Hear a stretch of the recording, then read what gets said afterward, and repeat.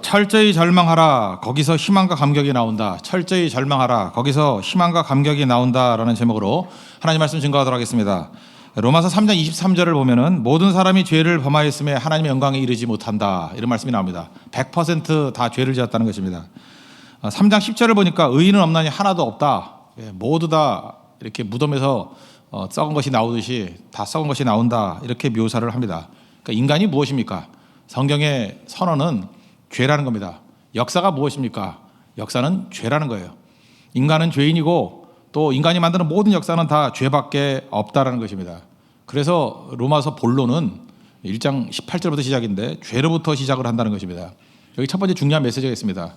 철저히 절망과 소망이 나온다는 것입니다. 절망에서부터 나온다는 거예요. 사실 이걸 놓쳤기 때문에 많은 사람들이 우리가 구원의 감격을 다 잃어버리고 있다라는 것입니다. 죄로부터 시작하는 이유가 뭐냐? 우리가 죄인이라는 거예요. 이게 어느 정도로 철저하게 분석을 하느냐면 사실 우리가 오늘 짧은 시간에 살펴서 그렇지 이걸 한 절 한 절씩 살피다 보면은 저도 좀 쉬었다 해야 될 정도였어요. 이 죄악들을 드러내려보니까 너무 더러워서 제 자신이 싫은 거예요. 어디 하나 그냥 넘어가는 게 없어요. 다 걸려요. 마지막에 보면은 21가지 죄가 나오는데 뭐 하나 피해갈 게 없어요. 철저하게 분석을 해보면 다 아파요. 너무너무 아프다고. 우리 멀리서 보면은 호수 멋있어 보이죠? 안 그렇습니까? 멀리서 보면 가까이 가보세요. 다 썩은 물이에요. 저는 뉴욕에 가가지고 허드슨 강이 되게 멋있다 그러더라고. 머릿속에 되게 멋있어요. 가까이 가니까 썩은 물이에요. 그런데 되게 많습니다. 그죠? 우리가 그렇다는 거예요. 멀리서 볼 때는 호수 같아. 너는 호수 같아. 좋은 얘기 아니에요. 가봤더니 썩은 물이에요. 시궁창이에요. 옛날에 청계천 흐를 때도 멀리서 볼 땐 멋있었어요. 가보면 썩은 물이에요. 그런 것들이 많이 있다. 우리 인간이 그렇다라는 거예요. 그래서 성경은 우리의 죄에 대해서 철저하게 이야기하고 있습니다. 왜? 절망하라는 거예요.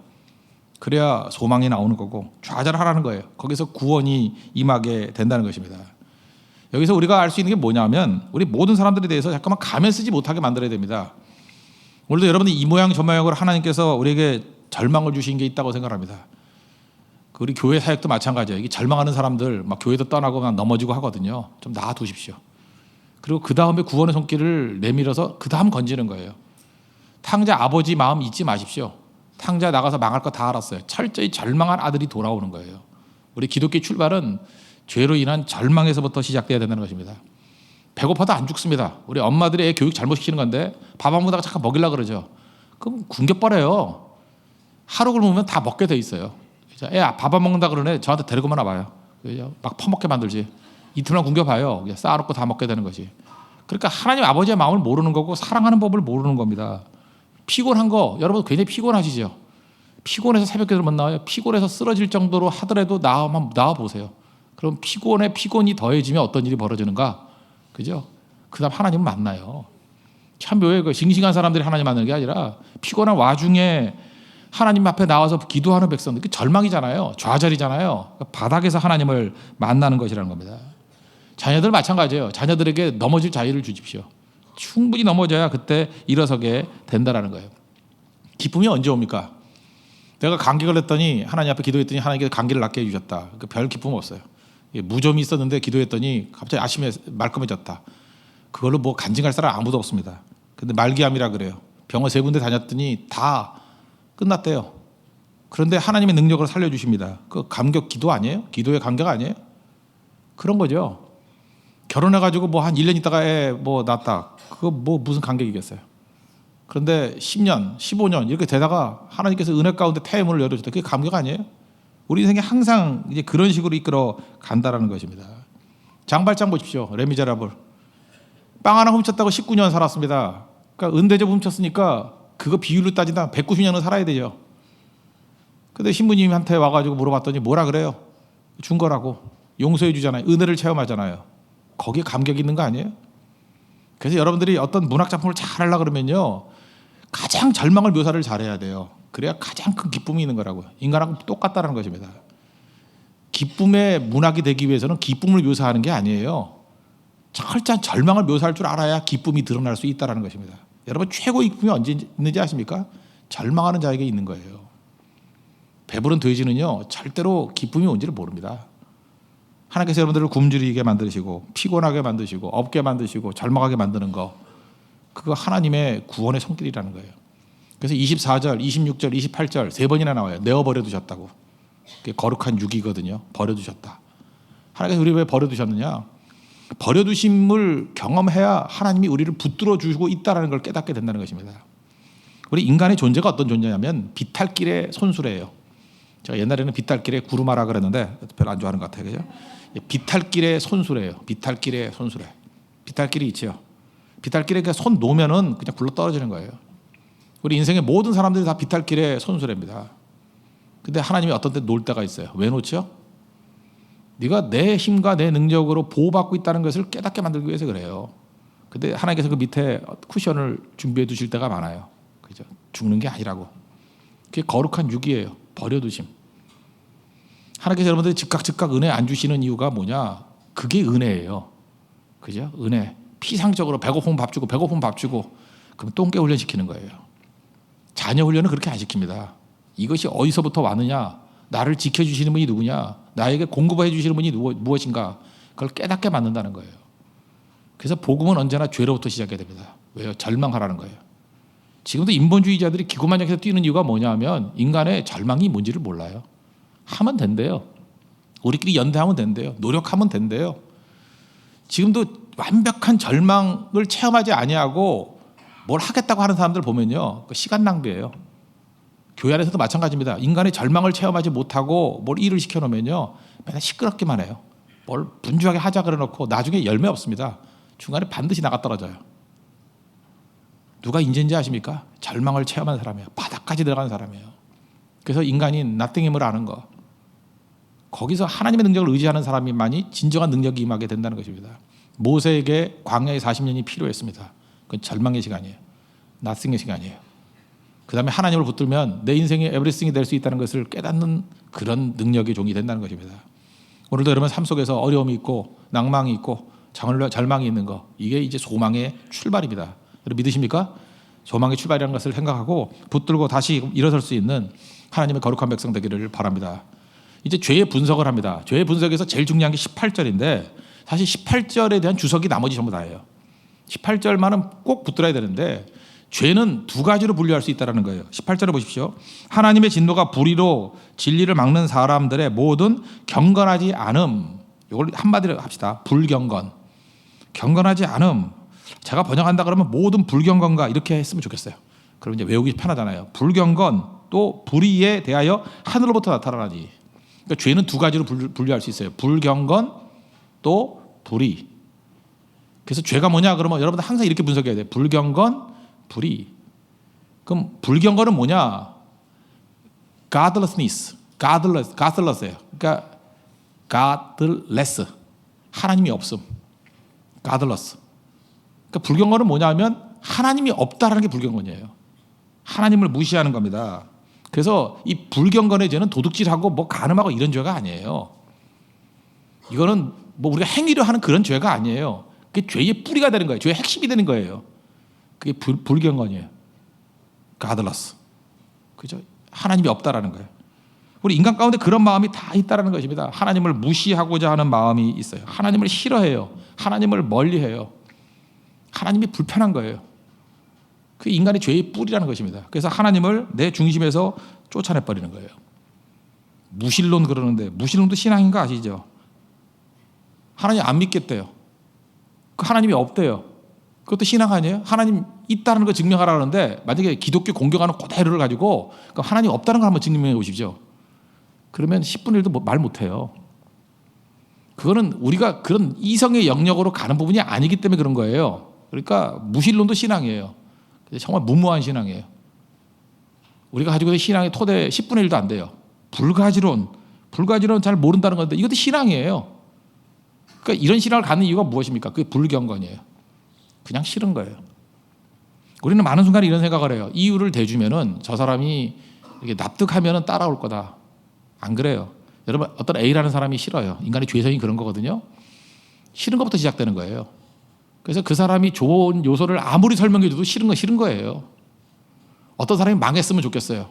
그래서 막 온갖 오해가 다 있어. 그래서 오해를 하나씩 다 풀어서 그 사실 아니다. 아무리 진리를 얘기해도 그러면은 아 그렇군요. 그럴 줄 알아요?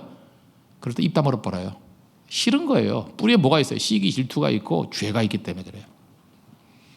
아니, 하나님도 이런 대우를 하는데 사람에 대해서 이런 대우 안 하겠습니까?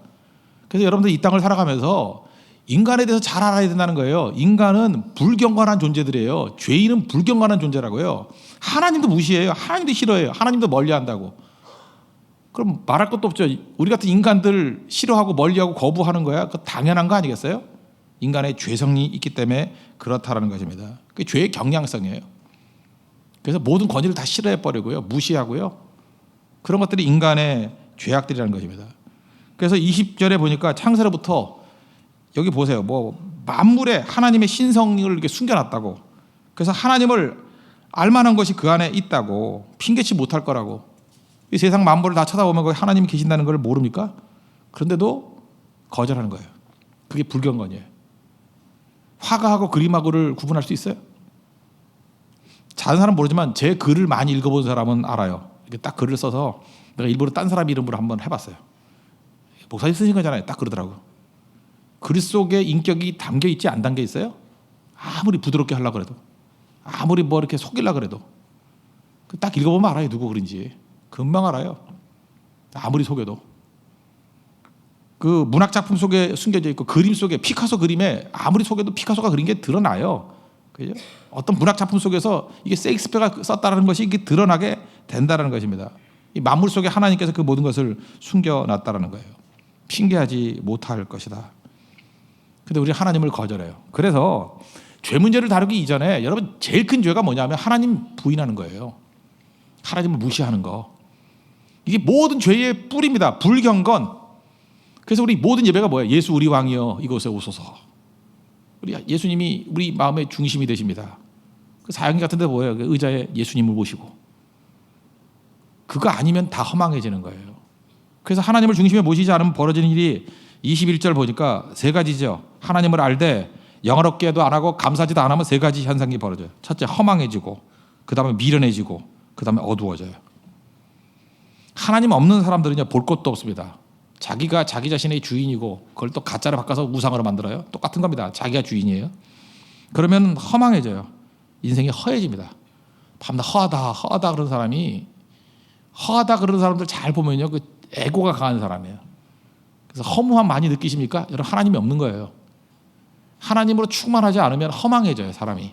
하나님이 그렇게 만드셨다니까 허망해져요. 그러면 똑똑해 보이는데 미련해요. 미련하지만 곤란해요. 코피 터지게 일만 해요. 아무것도 얻는 것도 없으면서. 바보 같아요. 휴가도 못 가요.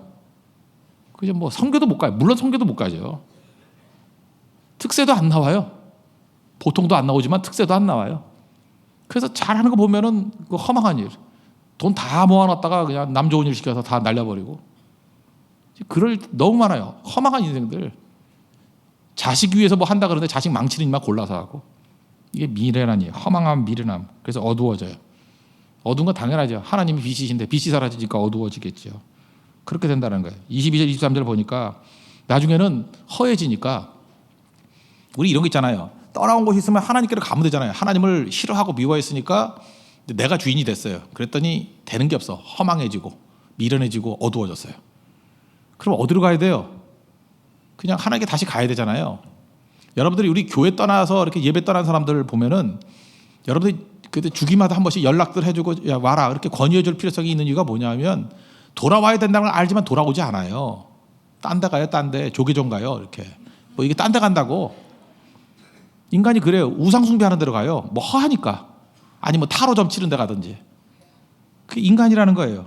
그래서 거기 23절 보니까 썩어지지 않냐 하나님의 영광을 이제 뭐로 바꿔요? 썩어질 사람 우상으로 바꿔버리고. 그 다음에 새와 짐승과 기어다니는 동물. 옛날이 더 멋있는 거 같아요. 기어다니는 버러지 형상의 우상을 만들었는지라. 나중에 벌레도 믿어요. 내가 인도 가서 놀랬던 게 뭐냐면 쥐를 믿어. 쥐. 바보 천치 같은 것들. 그래서 우리 하는 것들 보면 얼마나 웃겨요. 최첨단의 비행기 회사가 돼지 목 따가지고 그제 돼지 앞에 절하고 이라고. 이거 왜 그래요? 하나님은 무시해버리고 자기 믿고 살았는데 불안하거든. 그러니까 그 허망한 거를 돼지 머리로 바꿔버리는 거예요. 쥐새끼 머리로 바꿔버리는 거예요. 엉뚱하게 바꿔버리는 거예요. 여러분 지금 똑똑하다 그러고 하나님 부인하는 사람들 하는 짓들 보면 너무너무 어리석어요. 이상한 괴상한 짓 하고 있어요. 혼자서 괴상한 짓 하고 있다니까요. 이게 우상이에요.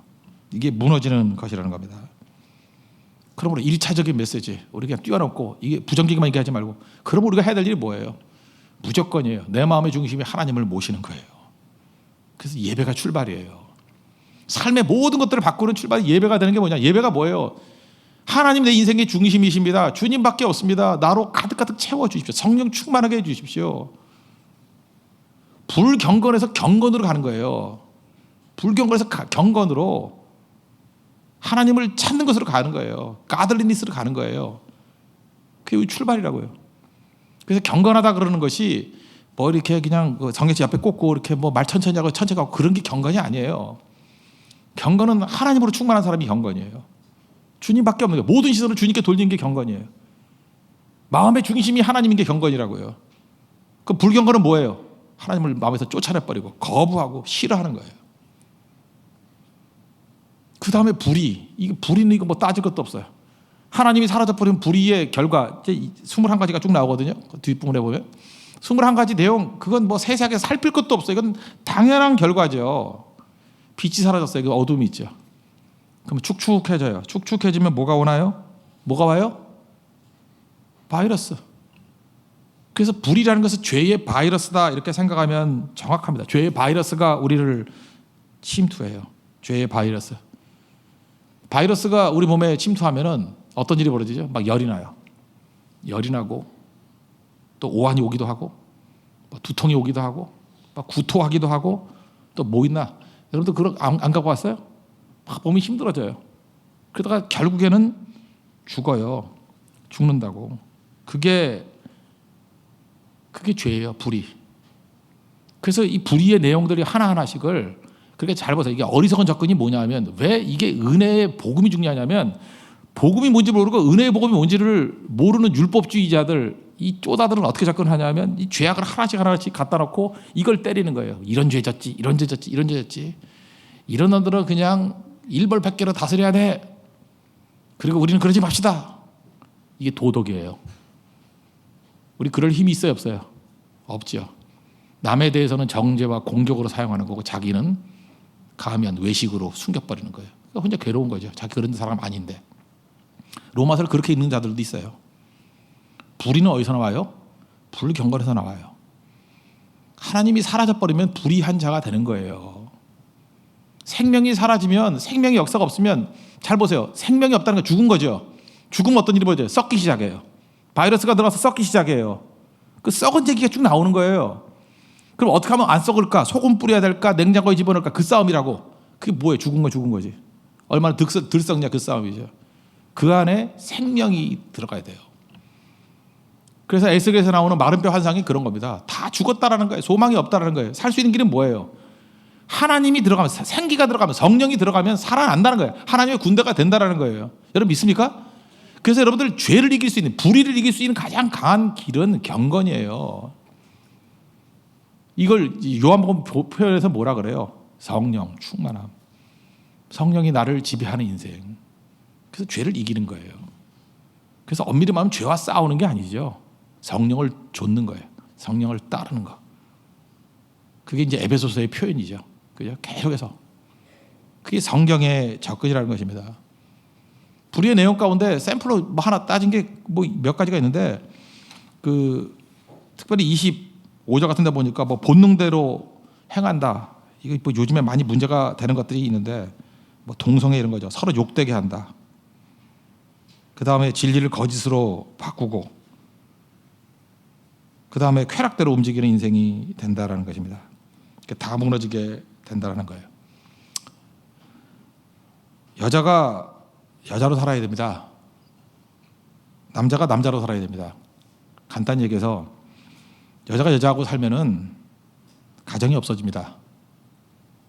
악한 마귀가 하나님의 창조 질서를 조롱하는 것이고 또 하나는 가정이 무너지는 거예요.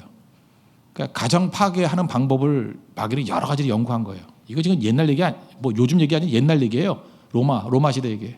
그때도 그랬어요. 인간은 언제나 이런 일이 벌어진다는 거예요. 언제나.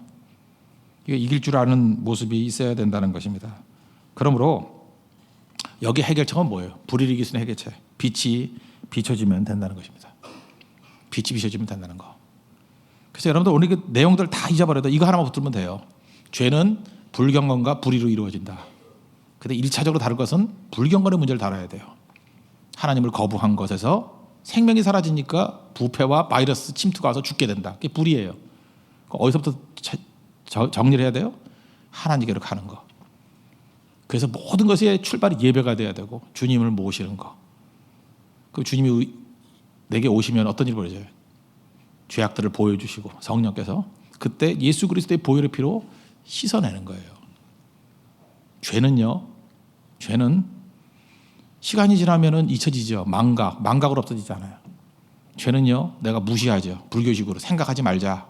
그런다고 없어지는 거 아니에요. 죄는요, 쌓이는 겁니다. 우리 중금속하고 똑같아요. 먹으면 몸에 쌓이죠. 죄는 배출되지 않습니다. 죄는 쌓여요. 계속 쌓이다가 어느 순간이 되면은 무너져요. 그게 하나님의 진노고 심판이에요. 죄는 저절로 사라지지 않습니다. 죄는 없애는 길밖에 없어요. 그 없애는 유일한 길이 뭐예요? 예수님의 보혈의 피를 의지해서 회개하는 거예요. 그래서 여러분들이 철저하게 회개하는 필요성이 바로 거기에 있다는 것입니다.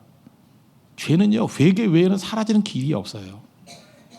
그래서 오늘 1장에서 보여주는 중요한 메시지가 뭐냐면 죄에 대한 거 시시때때로 그리스도의 보혈의 피를 의지해서 철저히 씻어내라. 그러지 않으면 죄를 쌓아두지 마십시오. 쓰레기 쌓아두는 것과 똑같아요. 망합니다. 죄는 쌓아두는 거 아니에요. 그래서 오늘 당장 어떤 때 설교 듣다가도 중간에도 회개해야 돼요.